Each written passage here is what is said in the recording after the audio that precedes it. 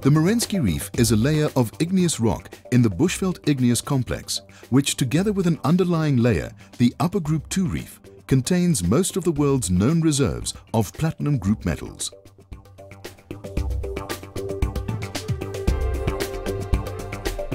The UG2 Reef, the composition of which is relatively consistent throughout the Bushveld Igneous Complex, is rich in chromite but lacks the Merensky's gold, copper and nickel byproducts, though its PGM reserves may be almost twice that of the Merensky Reef. Chromatite layers occur commonly in large mafic layered intrusions.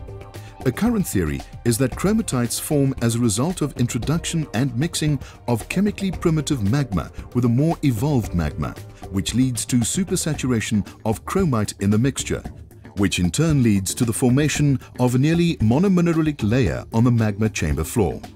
The reef was discovered in 1924 by Hans Merensky and traced for a few hundred kilometers by 1930. Extensive mining of the reef did not take place until an upsurge in the demand for platinum group metals used in exhaust pollution control in the 1950s made exploitation economically feasible. Extraction of metals from the UG2 chromatite could only take place in the 1970s with major advances in metallurgy. The Merensky and UG2 reef contain approximately 90% of the world's known PGE reserves. About 80% of the platinum and 20% of the palladium mined each year are produced from these horizons.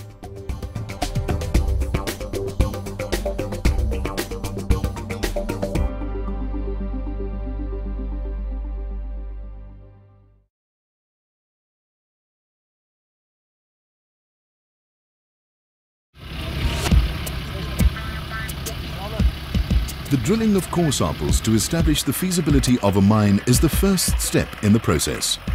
After a suitable site has been found, core samples are drilled for record purposes and testing in the laboratory. These tests may include the crushing, screening, washability, characterization and concentration of the chrome ore into products to generate the necessary data for the design of the process flow sheet for the commercial plant.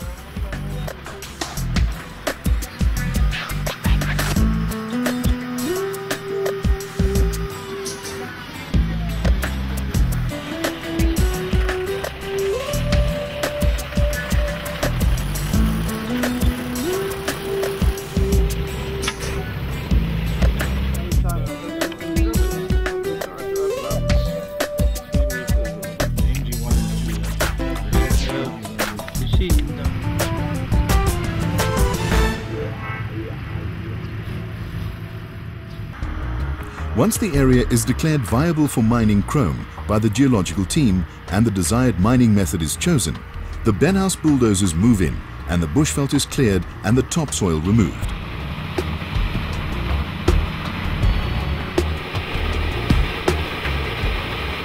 The soil is dumped in a nearby containment area so that it can be relayed on the surface once the rehabilitation of the mine area is complete. Most of the chrome mines in the area are open cast and the technique used is strip mining. Strip mining is the practice of mining a seam of mineral by first removing long strips of overlying soil and rock. Area stripping is used on fairly flat terrain to extract deposits over a large area. As each long strip is excavated, the overburden is placed in the excavation produced by the previous strip.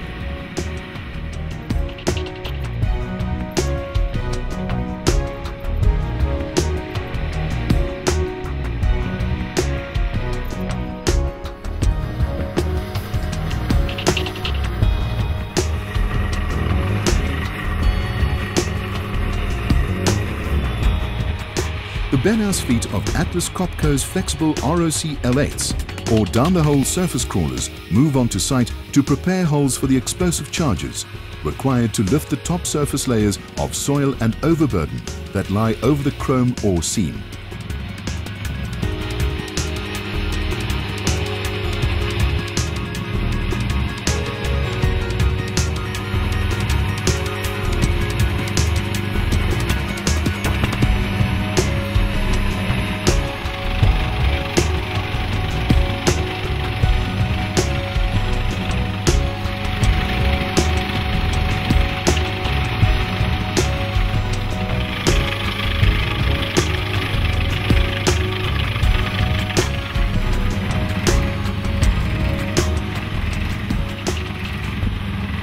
In this instance, 1,000 holes were drilled to a depth averaging 18 meters and filled with 350 tons of mining explosives.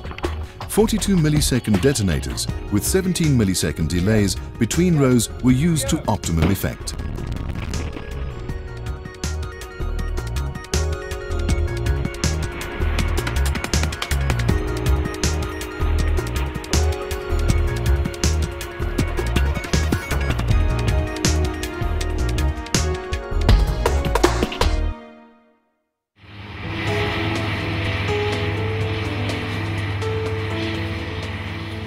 Once declared safe, the excavation teams move in and the arduous task of removing thousands of tons of overburden begins.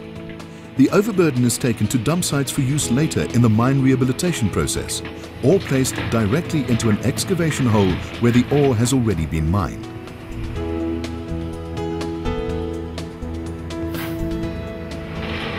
When the chrome seam is exposed, excavators scrape the ore off the wall and load the rock material into dump trucks.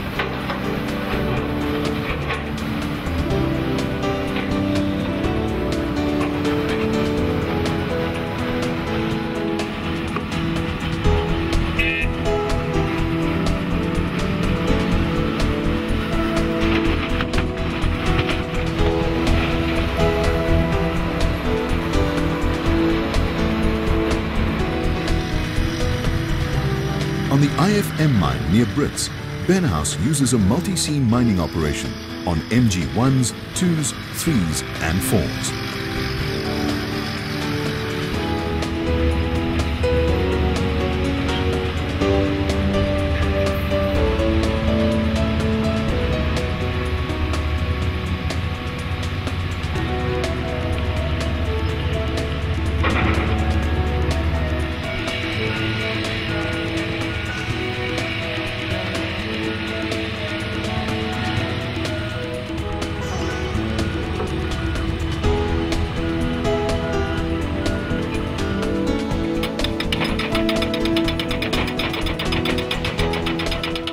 Some multi-seam mines are best suited for selective mining operations. In the case of the Borsuk operation near the Pilansberg crater north of Rustenburg, LG6 chrome is found and the 0.8mm seam is split with peckers and the ore is removed, followed by an intersection of waste to expose the bottom layer of chrome, which is then also pecked and removed.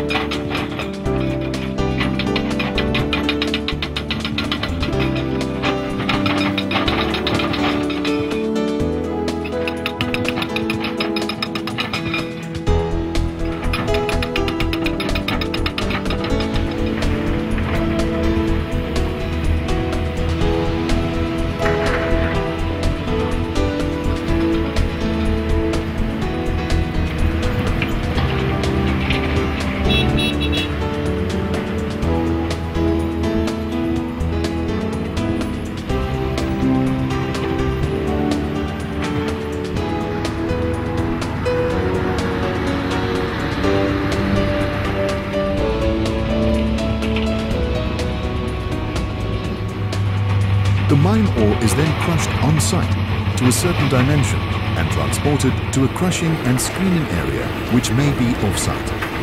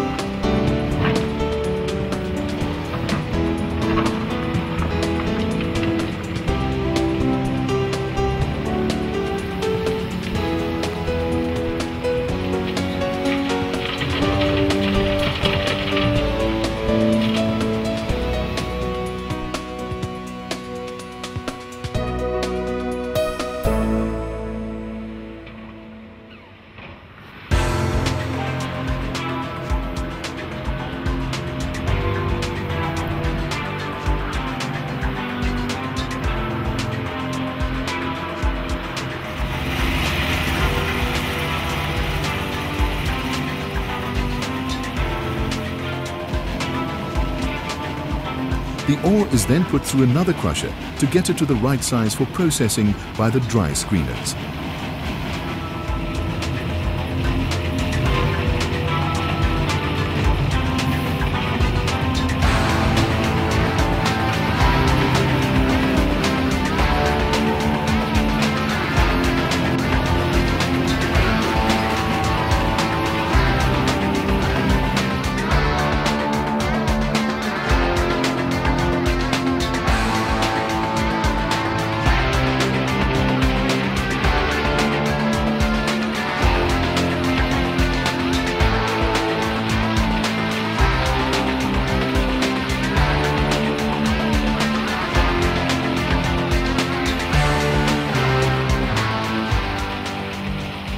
Dry screening is the separation of material into 2 to 6 different sized products. The material is separated by passing it through a vibrating screen box, which has a number of different sized screens or meshes, which the material falls through like a sieve. The material falls onto attached conveyors, which stockpile the end products.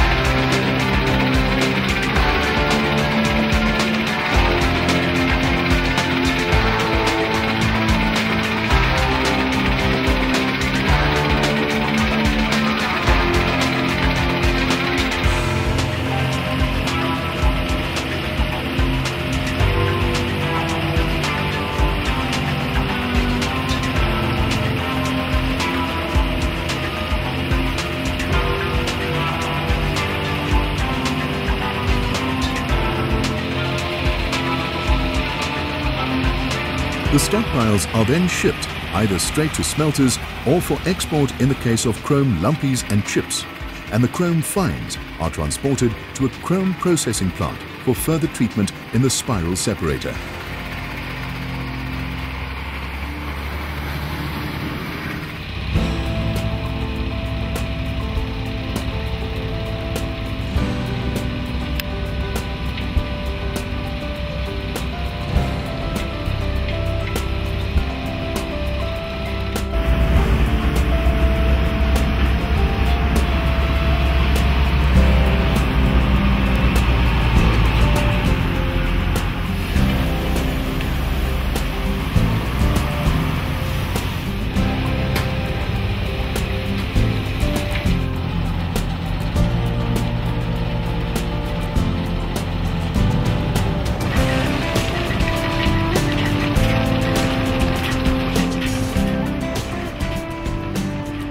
Spiral separators for treating heavy mineral-containing material are arranged in groups of spirals specialized for different specific gravities.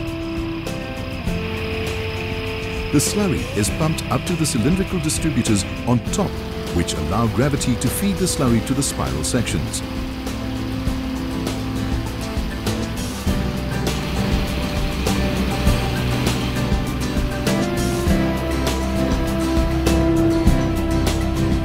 Within the spiral separators, the less dense minerals are flung to the outside of the turn and removed as tailings, and the heavy minerals stay to the inside and are collected and sent to the next set of spiral separators. After processing the slurry numerous times, the wet mill product consists of about 86% heavy minerals. The tailings, consisting of lighter material, is pumped into a slime dam for possible further processing.